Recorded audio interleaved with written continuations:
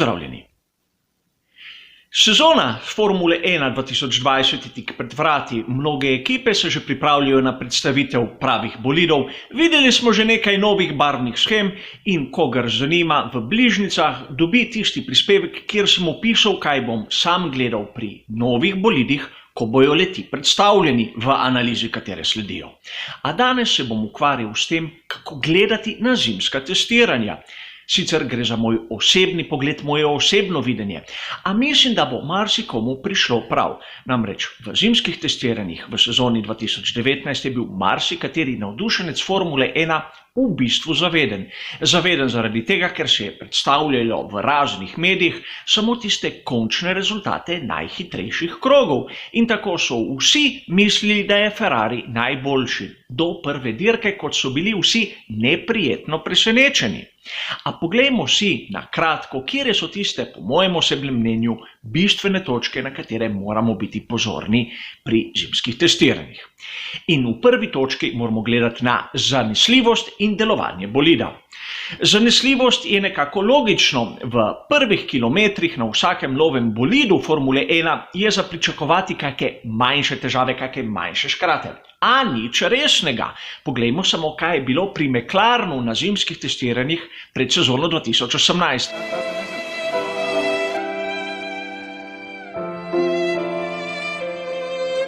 Že takrat je začel zvoniti alarmni zvonec. In druga točka je seveda delovanje bolida samega, ali je bil projekt pravzaprav uspešen. Lep primer Williams na zimskih testiranjih v sezoni 2019.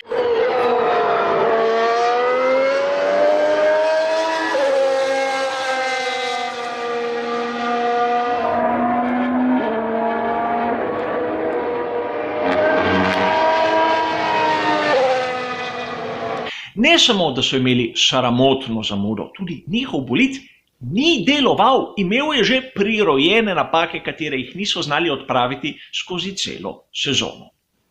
In druga točka je tista, katera nam govori o ritmu in lahkotnosti bolida. O ritmu je seveda enostavno povedati. Treba je pogledati to, ali je stint, ki ga opravi bolid, naprimer samo en krog, ali je več krogov in v teh krogih kako dosega čase. Ali so konstantni, ali je hiter krog, počasen krog, hiter krog, počasen krog. In tu pride do upoštevanja tudi lahkotnost, s katerim voznik dosega te kroge. Lep primer na začetku zimskih testiranj v sezoni 2019, se spomnimo, kakšne težave je imel Pierre Gasly s svojim Red Bullom.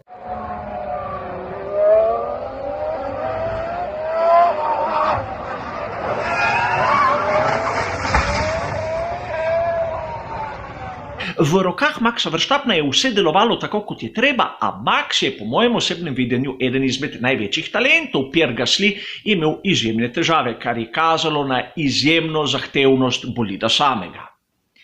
Tretja točka se pa dotika pneumatik. Tu moramo biti še posebej pozorni, kajti videli bomo lahko že na zimskih testiranjih, kakšne so lastnosti določenih bolidov. Namreč primerjati je treba trdoto pneumatik, te so enake kot lani, zato imamo že kar nekaj podatkov in zunanje temperature.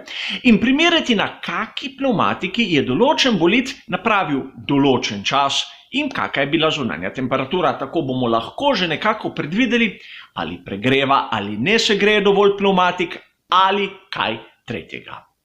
Spomnil bi vas rad tudi na to, da mehkejša, ko je pneumatika, pri nižji temperaturi praktično deluje optimalno. In seveda, treba je pogledati tudi na način, kako se je dosegel tisti hitri krog, katerega toliko vsi opevajo na koncu dneva testiranja.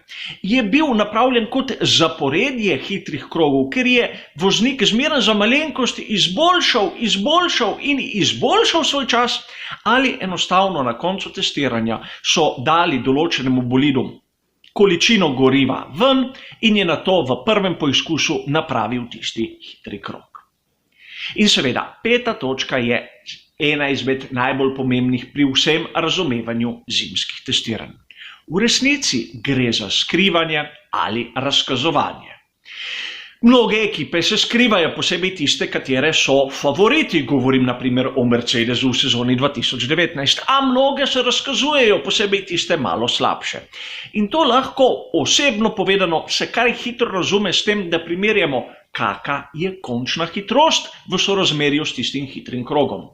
Vkolikor ima bolid dostojen krog, a ne dosega visokih končnih hitrosti, bi lahko sklepali, da ima tudi več goriva oziroma težji bolid.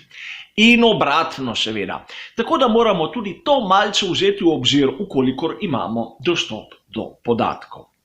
In zadnja točka, najpomembnejša točka pri razumevanju celotnih zimskih testiranj. Gre za testiranje. Pravo razmerje moči bomo videli na prvi dirki v Avstraliji in ne prej. Hvala za vašo pozornost in seveda nasvidenje.